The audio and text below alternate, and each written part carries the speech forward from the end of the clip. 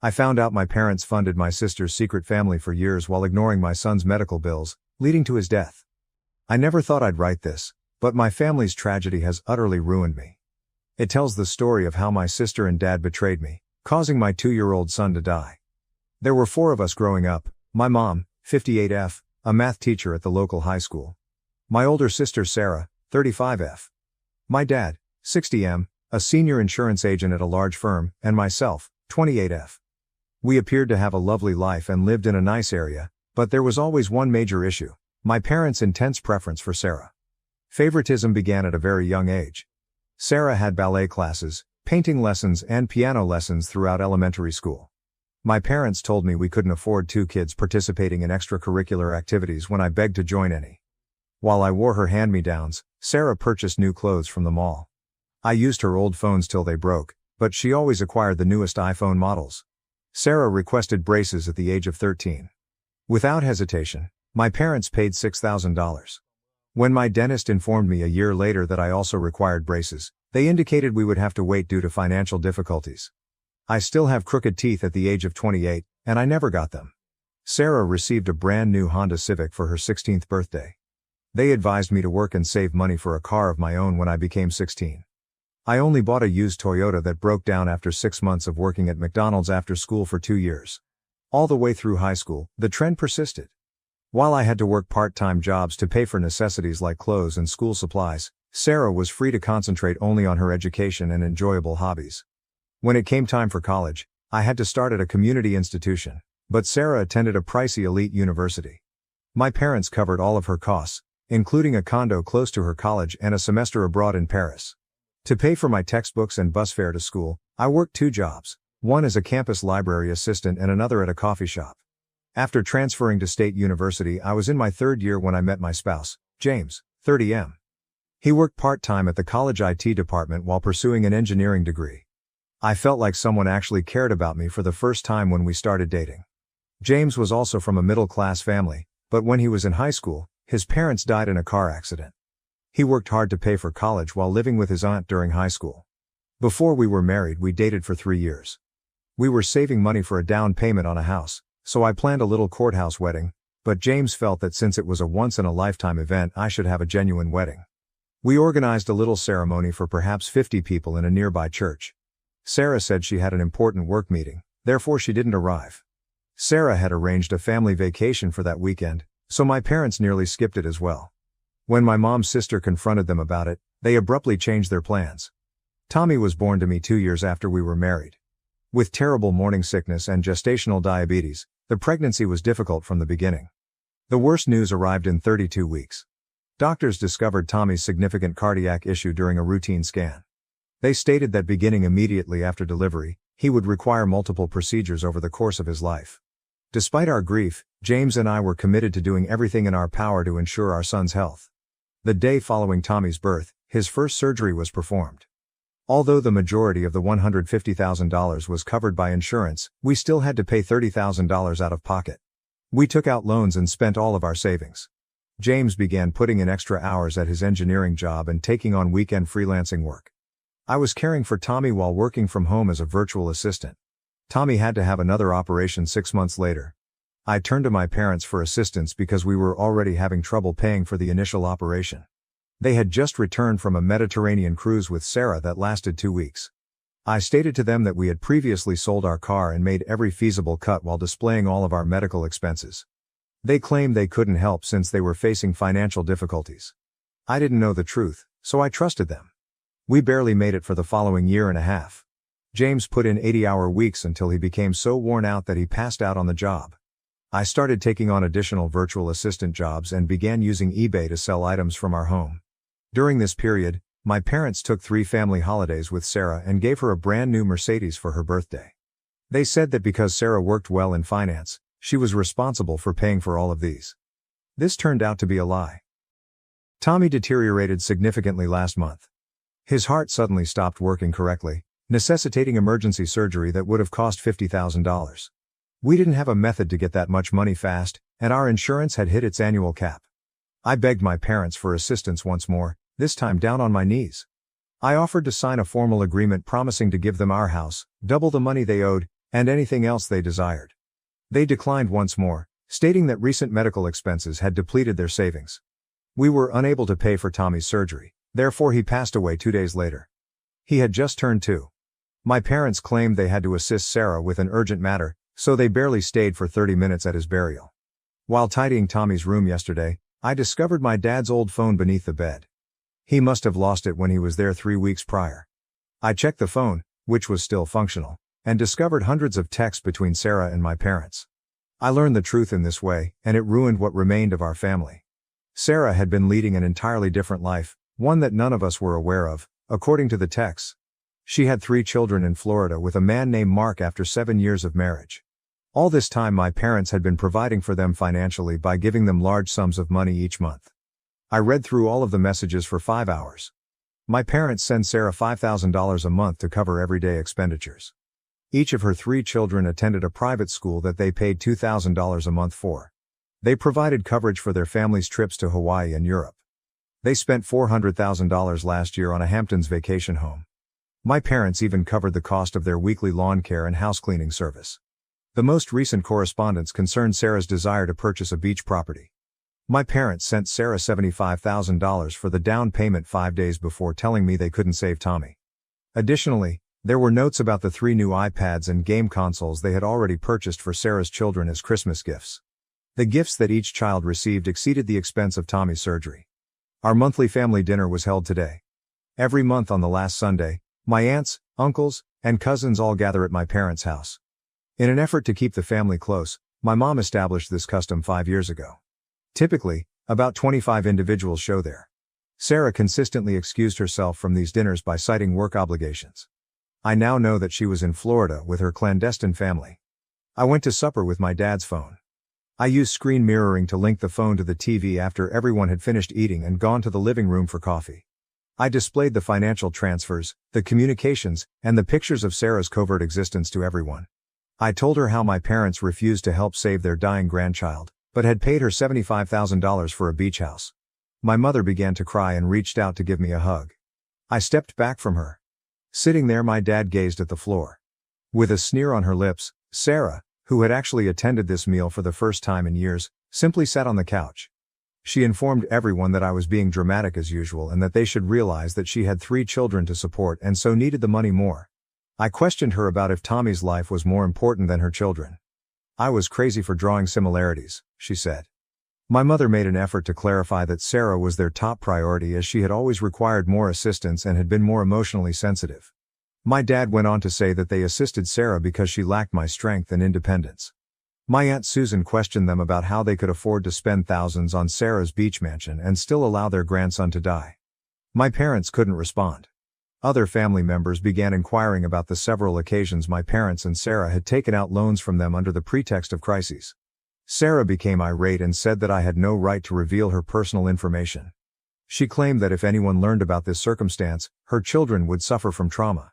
I informed them that they were no longer my family. In order to purchase a beach property for Sarah, they witnessed the death of my son. I told them that their decisions had killed them, just as Tommy had died. Sarah began to yell that I was jealously attempting to ruin her life. She claimed that because our parents loved her more, I had always envied her. I banned their numbers after leaving their home. I was followed by several family members who promised to help me if I decided to file a lawsuit. Sarah and my parents have been blocked on social media by the majority of my cousins, but some relatives are emailing me to say that I went too far by disclosing Sarah's secret in public. They believe I ought to have dealt with it in private. James agrees with my decision to stop communicating with them, but he believes there was a better way for me to reveal the truth. I don't care anymore, but he is concerned about how this may impact our ties with our extended family. Instead of protecting their grandson's life, my parents decided to fund Sarah's opulent lifestyle, which is why my son is dead. Update. Since I revealed Sarah and my parents during the family dinner, a lot has transpired. Over the years, more relatives have come forward with tales of my parents' deceit and Sarah's manipulation. I'm more and more aware of their deceit with every new story. 3 days after the dinner, I received a call from my Aunt Linda. She sobbed as she informed me about last year's $30,000 loan to Sarah. According to Sarah, her oldest kid developed appendicitis and required emergency surgery. Because she didn't want another child to go through what Tommy had gone through, Linda spent all of her retirement funds to assist. Later, Linda learned that there was no operation. Sarah installed a pool and updated the kitchen at her beach house using the funds. The story of my cousin Emily was even worse. She visited my home last week and told me something that made me feel nauseous. Emily was engaged to Mark, Sarah's husband, 8 years prior. After graduating from college, Emily and Mark became engaged. They sent out invites, organized a lavish wedding, and Emily even purchased her own gown. Mark went missing 2 weeks prior to the wedding. He wrote a note stating that he wasn't prepared to get married. After having a breakdown, Emily required 2 years of therapy. She is aware of the reality now. While Mark was engaged to Emily, Sarah had been seeing him in secret for months. He was persuaded by Sarah to abandon Emily and follow her to Florida. My parents were well informed. They assisted Sarah and Mark in choosing their Florida home. 3 months after Mark's separation from Emily, they even went to their small, secret wedding. They were aware of Sarah's actions and watched Emily battle sadness the entire time. 2 more stories were then released. I was discovered on Facebook by Tom, Sarah's first husband. Sarah's previous marriage to Mark was unknown to me. Soon after graduating from college, Tom and Sarah were married and had a daughter. Sarah emptied their bank accounts and vanished when their daughter was 2 years old. She seized all of Tom's inheritance from his grandmother, along with $40,000 from their savings. Sarah informed everyone that she had to leave because Tom was abusive. Sarah's falsehoods cost Tom his job, his home, and almost their daughter's custody. In order to obtain child support for their now 15-year-old daughter, he had been looking for Sarah for years. Sarah's whereabouts were always known to my parents. They assisted Sarah in creating fictitious documents demonstrating that she was in danger from Tom and paid attorneys to contest Tom's custody claims. Everything became worse when James discovered something in our safe deposit box last week. Like they said they did for all their grandchildren, my parents set up a trust fund for Tommy when he was born. They committed to investing $1,000 each month until he became 18. There should have been more than $100,000 in the trust. We discovered records that demonstrated they had been moving all of the funds to Sarah's children's accounts. James continued searching through our documents and discovered further proof of their dishonesty. My parents were retired and on fixed incomes, so each time we filed for financial aid for Tommy's medical bills, they wrote letters to the hospital stating that they were unable to assist. However, their bank records reveal that they were simultaneously sending Sarah sizable sums. I was contacted over LinkedIn by my dad's secretary. According to her, my dad had been assisting Sarah with corporate funds, classifying the transfers as business costs. In order to demonstrate that Sarah was a business consultant for his insurance company, he fabricated paperwork. According to the secretary, he had sent more than $200,000 in business funds to Sarah throughout the previous 3 years. According to my mom's best friend, who also works at the same school, my mom has been embezzling money from the school's fundraising accounts in order to give it to Sarah. She changed the records to hide it. Each year, the school generated funds for the medical emergencies of its students. This fund was overseen by my mother, who also had access to every account. Since I blocked Sarah, she has been attempting to reach me from several phone numbers. She occasionally threatens to sue me for violation of privacy and defamation. At other times, she calls in tears and says that Mark is questioning her about her history and she wants my assistance. She said in her voicemail yesterday that if I didn't stop anyone from looking into her finances, she would tell everyone that I had abused Tommy. Yesterday, my parents issued a letter via their attorney. They said that if I agreed not to sue them, they would create a new trust fund for my future children. To demonstrate their good faith, they promised to contribute $200,000 right away. They also wanted me to sign a non-disclosure agreement in the letter, which said that I would never speak about Sarah's life or how they helped to sustain her financially.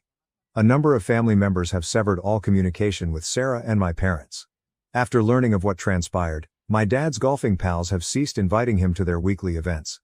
The other members of my mom's book club, who were primarily the parents of her students, no longer wanted to get out with her, so she had to dissolve it. The most challenging aspect is that pictures of Sarah's family traveling to upscale locations while Tommy was ill kept turning up. The same week that we were pleading with my parents to contribute to Tommy's last surgery, someone discovered photos of Sarah's family at Disney World. The matching outfits Sarah's children are wearing in the pictures cost more than what we had to buy to save my son's life. Second update. Our attorney discovered something that clarifies a lot of my parents' actions, particularly their strong preference for Sarah. Sarah is not their biological daughter, as we found out. At the age of 2, she was adopted. They didn't tell anyone, not even Sarah. While our lawyer was looking into the missing trust fund funds, the adoption documents surfaced. Sarah was adopted by my parents following my mother's 4 miscarriages. Because they were concerned that it would impact Sarah's feeling of family, they chose to keep the adoption a secret. Not even our grandparents were informed. In order to avoid being questioned about the unexpected arrival of a 2-year-old, they relocated to a different city immediately following the adoption. The attorney also discovered proof that my parents had assisted Sarah in her scam throughout the years. My parents hired someone $155,000 to fabricate transcripts indicating Sarah graduated with honors after she left college after 2 years. They had a business associate of my dad write fictitious work references for her. Sarah never worked anyplace. All of the jobs she claimed to have had throughout the years were fictitious. In order to obtain credit cards and loans, my parents assisted her in fabricating an identity. They obtained phony papers by using my dad's contacts at the insurance firm. Sarah obtained moreover $300,000 in loans from various banks using this fictitious name. My dad's business provided the funds that my parents used to make the payments. Sarah lost all control when our lawyer informed her about the adoption. She posted all of this on Facebook. She disclosed how my parents assisted her in stealing Emily's fiancé, hiding from her first husband, and concealing her credit card theft. She even acknowledged that she had made false claims regarding the abuse of her first spouse. Sarah shared images of text exchanges that demonstrated how my parents assisted her in fabricating a medical emergency so she could get family members to lend her money. She had a routine. She would choose a financially secure relative, fabricate a narrative about one of her children requiring medical care, and have my parents verify her account. In this way, they conned at least 7 different relatives. At last, my parents sobbed and told our lawyer everything. They have supported Sarah and her family with over $500,000 over the last 10 years. They borrowed funds from their retirement accounts, took out second and third mortgages on their home, and my dad even embezzled from the client accounts of his business. I was even more incensed by their response when the lawyer questioned them about why they chose to let Tommy die rather than assist us.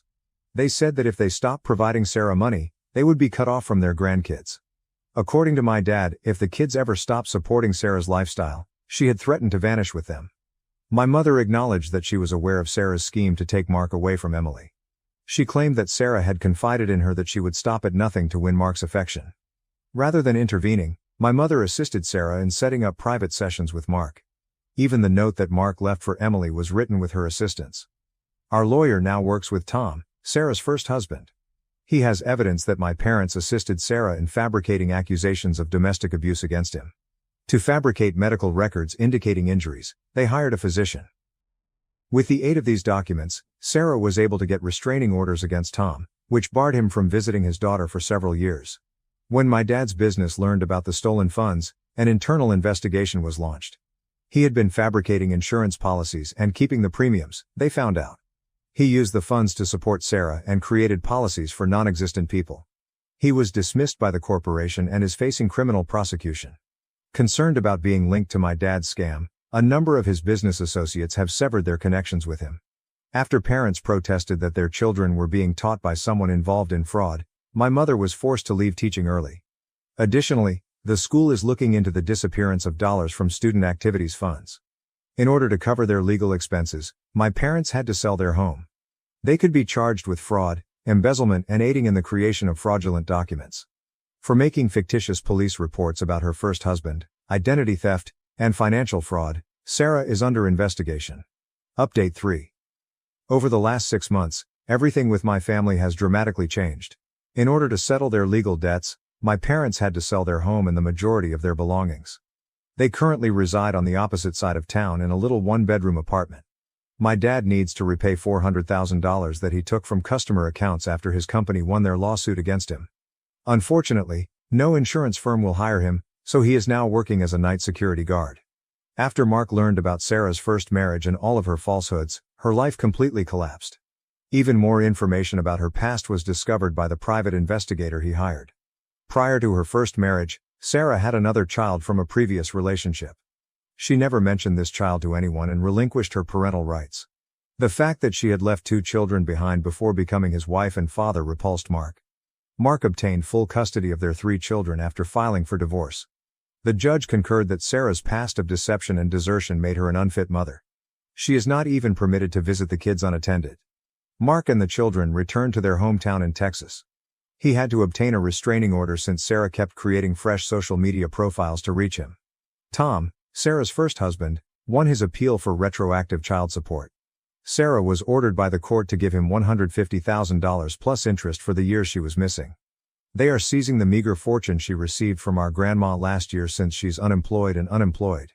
Now 15, Tom's daughter won't talk to Sarah or my parents after finding out that they assisted in keeping her from her father. Because of the stolen fiancé event, my cousin Emily sued Sarah in civil court for mental anguish. Sarah and my parents planned the entire thing months in advance, according to old emails that Emily's lawyer discovered. Because Mark's family was wealthy, they specifically targeted him. Last month, the matter was resolved out of court, but as a condition of the deal, Sarah had to give Emily her beach house. James received an offer of employment in Colorado that had complete medical benefits and higher wages. To start over, we made the decision to relocate. We're keeping it quiet this time, but I'm 4 months pregnant. The only people who are aware of the pregnancy are my Aunt Linda and 2 cousins. We've made the decision to stop communicating with Sarah and my parents. Some family members are still attempting to persuade me to pardon my parents. They claim that my parents have learned their lesson and lost everything. I am constantly getting letters from Uncle Bob about how my parents miss us and cry during family get-togethers. However, I informed him that I don't care about their tears because their decisions caused my son to lose out on his entire life. Last week, Sarah was arrested for attempting to use her children's social security information to apply for new credit cards. She is being charged with identity theft. When she was in jail, she called me to seek assistance with bail money. I banned the phone number of the jail. The only positive outcome of this circumstance is the increased closeness of other family members. In Colorado, my Aunt Linda moved close to us to assist with the impending baby. My cousins have established a group chat where we encourage one another and communicate every day. Without Sarah and my parents, we are starting a new family. Every day I still miss Tommy. We talk about him a lot, and his photos are everywhere in our new home. However, I'm happy that my parents and Sarah's truth was revealed. At least they are no longer able to harm others with their falsehoods. Among all of this, the most difficult lesson I took away was that sometimes the people who ought to love you the most are the ones who hurt you the most. However, right now, my attention is on the future and creating a better life with the family members that genuinely care about us. My husband knocked out my brother for insulting me, and now my parents are forcing me to choose between them. What should I do? Sorry for the throwaway account. I have colleagues on my main account and I want to keep this as private as possible but also need advice. As my title says basically. This past weekend me and my husband were over at my parents' house for a BBQ. The day was going great until my brother for some reason started to have a go at me. Calling me names and belittling me. My husband pulled my brother aside and had a talk with him and the insults stopped. An hour or so later we were standing around talking with some friends and family members and my brother came up to me and told me I'm a whore. His exact words were, "You know you are a fucking whore, right?" He said it loud enough for almost everyone at the party to hear. All I saw was my husband next to me look at me, then I felt a push to the side, my husband stepping in front of me and the next thing was my brother out cold on the ground with blood on his face. All I heard is my mother yelling and my husband saying, "You don't talk to my wife like that. I warned you already." Before I continue, my husband didn't hurt me. He didn't push me hard or anything like that. Don't know how to describe it but it was like a push that someone will give you when they are trying to pass. I went like one step back, that is all. I am not mad at my husband. I'm mad at my brother. The whole day he was demeaning me, insulting me, belittling me. I don't know where this came from as he has never talked to me like that or to anyone that I know of. The bigger problem is that I have to choose. Either my husband or my parents. My parents are pissed and have given me an ultimatum. I either leave my husband and divorce him or they cut me off completely. My husband doesn't give a crap that they are mad. The only thing he is mad about is that he only got one punch in his words. I love my husband and don't want to lose him, but I also don't want to lose my parents. They have supported me through a lot and have always been there for me. I know they are serious as this is the first time they have ever issued me with an ultimatum. They also threatened my husband with an assault charge but he didn't care and welcomed them to do it. I'm stuck between a decision that will change my life forever and I'm panicking. I have received messages for friends and other family members that have given me support and condemned my husband, but they are leaning more on the support side. Any advice will be appreciated? Edit: to clarify, I am choosing my husband. I have never questioned that, but I also don't want to lose my family. I am very family oriented and family to me is everything. I want to find a solution where I can keep both. Update. First, I would like to thank everyone and I want to apologize as well for the way I worded my post. It's no excuse, but my emotional state isn't the best. Unable to link my previous post, just look at the account. My husband is my choice and I have no intentions of leaving him at all. Never have. I know it's early for an update, but I'm more confused now about what is going on. My parents invited me over to have a talk with them, but they wanted me to come alone as they didn't want my husband at their house. My husband refused to let me go alone and said if he isn't going then he won't allow me to. He basically said with you alone there they will just pile on you and that I won't let happen, so we went together. My parents weren't happy to see him and my mother wanted to say something until my husband told her he isn't there for them but me and if he is forced to leave I will leave with him. I agreed with him. Reluctantly they agreed. My brother was there as well. He has a broken nose and chipped teeth and refused to look at me or my husband. He just kept looking at the ground even while talking. Apparently what happened with my brother is that he broke up with his girlfriend a month ago. It's more like she broke up with him. Don't know the reason. Don't care. I wasn't aware of this as we aren't close like that. According to him the reason he had a go at me this weekend is because of my life. According to him, my perfect life with my husband kept popping up on his feeds and he got jealous. Everything on my social media is with my husband. I don't really use it for anything else but his feed was full of my posts and that set him off as I had something that he didn't. It got worse when he overheard me and my mother talking when I had a discussion with her over children. Me and my husband are currently trying to have a baby and that just made everything worse in his head. His life was falling apart and mine was going perfectly and I was trying to have what he wanted with his ex. He said he didn't take my husband seriously when he pulled him aside and my husband warned him. I seriously don't know why he went after me as nothing he said was true in any sense and I did ask him why he said those things. He refused to answer me. I asked him why the whore comment because he knows my husband was my first in everything and it has only been him all these years. He refused to answer. I asked him if trying to have a baby with my husband makes me a whore as it involves sex and he just left the room. I asked my parents why they didn't step in and tell my brother to leave or stop. My dad said he wanted to but my mother told him to leave my brother as he is not actually hurting anyone. The same with the ultimatum, they wanted to protect my brother. I asked what about me and they were silent. All my father said was the ultimatum was my mother's idea and he went along with it. This is basically where we are at the moment. A lot more was said but I don't think it matters. My husband did apologize to my parents for what happened but refused to apologize to my brother.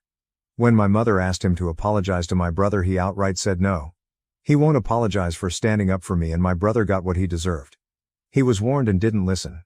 My mother said it still doesn't excuse him for hitting my brother. My husband asked my dad what he would do if someone called his wife a whore. My father said I will have a talk with that person, but will never hit someone. My husband laughed and told my dad he is a weak-willed, spineless man if he allows someone to demean his wife like that. That got my mom red in the face. I could see her get angry. That is when I told my husband it's time to leave. I told my parents that I will be going low contact with them and the ultimatum they gave me broke the trust I had in them. I understand they wanted to protect my brother but in doing that they hurt me. This seemed to take all the anger out of my mother. They asked if I will be cutting them out completely and I told them that is up to them. I don't want anything to do with my brother at the moment as he can't even apologize for what he said to me. I told them if they can respect my wishes we will see. When we got up to leave my husband went over to my parents and actually still greeted them politely but told my dad it's time to grow a backbone. I don't know what I saw but I think it was a shame on my mother's face because my dad looked at my mother and she looked away from him. This is where we are at the moment. My husband on the way back home apologized for possibly escalating things but told me it was time someone told my dad the truth. He said whatever punishment comes he will take and deal with any fallout. I don't need to worry or stress about anything.